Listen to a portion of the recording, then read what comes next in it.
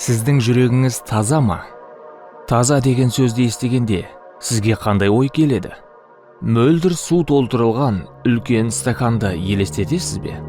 Әлде алдыңызда жаңадан жуылған ақ жаймаларды көресіз бе? Бәлкім, адамгершілігі жоғары адамның бейнесі ойыңызға келетін шығар.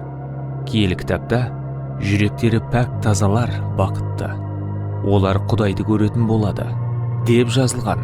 Таза сөзі кіршіксіз және кірленбеген, бұзылудан немесе арамдықтан арылған, отпен тазартылған және кінәсіз адамды сипаттайды.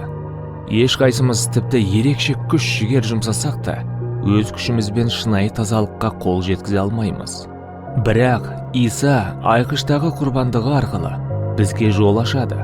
Оның қаны біздің күнәларымызды өтейді және біз оның құрбандығын қабылдаған сәтте ол бізді тазартады. Жүрегі таза адам барлық істерінде мінсіз адам емес. Ол рухын тазартуды Құдайға сеніп тапсыратын адам. Кезінде Ишая пайғамбарлық еткендей, жаратқан ие былай деп шақырады: келіңдер, мәселелеріңді талқылап, шындығына жетейік. Күнәларың ал қызыл болса да, рақым етіп, сендерді қардай аппақ қылмақпын. Қылмыстарың қан қызыл болса да, сендерді кешіріп, аппақ жүндей ағартпақпын.